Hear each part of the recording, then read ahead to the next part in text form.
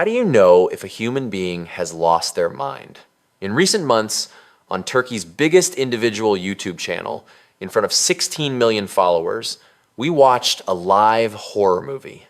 It all started with those strange Instagram posts, contextless, AI-generated, distorted, dark, and meaningless anime images. When people asked, "Is this a joke?" Enes Batur's reply sent chills down everyone's spine. He said, "These posts all have a hidden meaning, but you normal people, you cannot see it." Paylaştığım şeyler farklı ve garip geliyor olabilir bazılarına ama ben onlara anlam yüklüyorum ve altında benim için derin anlamları var ve bu hoşuma gidiyor bunları paylaşmak ve eğleniyorum. Sırf bana dayatıldığı için yaşanması gereken kaderi yaşamak istemiyorum biraz daha. Kendi seçimlerimi yapmak istiyorum ve sürekli bir kulağımdan sürekli şunu yap, şunu yap, şunu yap, şunu yap diyen insanlar sıkıcılar. Ben eğleniyorum. Hayal dünyamda güzel bence. Immediately after, his profile picture went black. His bio was filled with nonsensical English text. And one night, he deleted the legendary videos that had made him millions of dollars. For a while, he even hid his channel completely. Everyone said, Enes Batur is finished. He closed his channel. But the event wasn't limited to the internet. An abyss of alcohol, crashed luxury cars, obsessive subliminal messages sent to an ex-girlfriend on the eve of her wedding, and a lawsuit filed against him for 5 kurush. Yes, you heard that right. Just 5 kurush, a fraction of a penny. Is Turkey's internet king just a spoiled child? Or, as some theorists and psychologists suggest, is he suffering from a severe episode of psychosis? Today, we will talk about the dark collapse inside Enes Batur's golden cage. To understand the magnitude of this fall, we must remember how high the peak was. Enes Batur was the leader of a generation born into the internet. He wasn't just a YouTuber, he was Turkey's MrBeast or PewDiePie. 10 billion views. Easy to say, hard to do. He was a machine that uploaded videos every day without stopping. This discipline didn't just bring him fame. It brought him an empire. The kid playing games at his computer was gone, replaced by a star making cinema movies. He shattered box office records, awards, golden butterflies, millions of fans. In his early 20 seconds, he had everything a human could dream of. But the summit is where the oxygen is lowest. And Enes had started to experience the effects of this lack of oxygen. Fame has a price. Enes began to pay this price by disconnecting from reality. The massive parties at his mansion, the celebrities surrounding him, the influencers. From the outside, it looked like a wonderful life. But inside, things were rotting. Old, real friendships were replaced by yes men. And then, the famous accident. That terrible crash in Idilur with his luxury car worth millions was actually the first big warning. The car was crushed like a tin can. Enes walked away, but his psychological armor was pierced.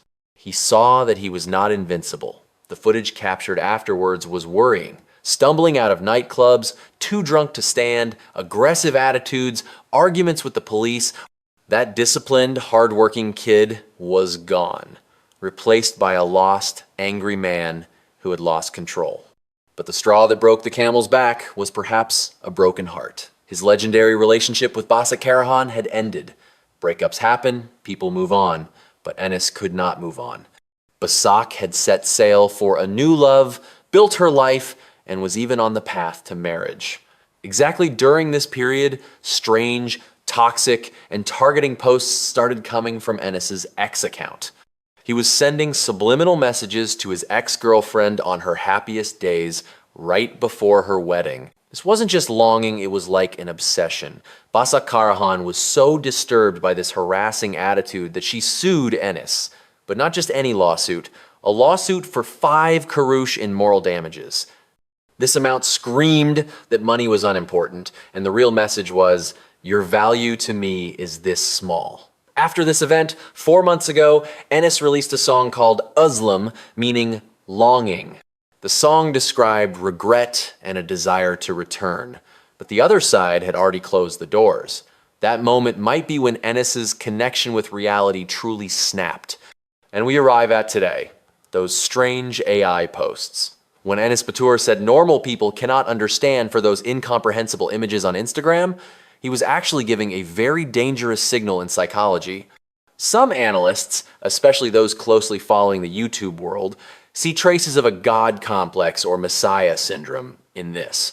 Enes was watched, applauded, and worshipped by millions for so long that perhaps his mind started playing the "You Are the Chosen One" game, the meaningless English texts he wrote on his YouTube community tab. As if Turkish wasn't enough for him, as if he was trying to act like a global entity, a superior intelligence that couldn't be understood, he was humiliating his own audience, the people who made him, seeing them as small and visionless. Sliding into a religious and spiritual dimension, isolating himself from worldly troubles, thinking he had reached a truth only he could access. This overlaps terrifyingly with the symptoms of psychosis seen in literature after severe trauma or isolation. So, what is really happening? The internet is divided in two. Theory 1, severe burnout. He lived his whole life in front of a camera. He couldn't live his childhood. Now he has money, but no purpose. His ex-girlfriend got married, his friends are fake, this void swallowed him. Theory 2, psychosis and mental health. The distorted faces in the AI images, the delusions that you can't see, sudden mood swings, closing and opening the channel, these could be a cry for help. Theory 3, and the most pessimistic, attention addiction. Maybe he is playing a dangerous game just to regain his old popularity because his views dropped, pretending to be mad so everyone talks about him. Whatever the reason, Enes Batur's story has turned into a modern tragedy. He is the Icarus of the digital age. He flew so close to the sun, to fame, that his wings melted. 16 million subscribers, billions of views, mansions, and cars. At the end of the day, when he puts his head on the pillow at night, it doesn't seem to bring him peace. He reopened his channel, yes. But has the old Enes returned? Or is that child already lost in the rooms of that luxury mansion? Time will tell. But there is one truth. The throne of YouTube is a very cold and lonely place to sit. What do you think is happening to Enes? Is it a cry for help or a show? I am waiting for your thoughts in the comments. Don't forget to subscribe to Intrigues History.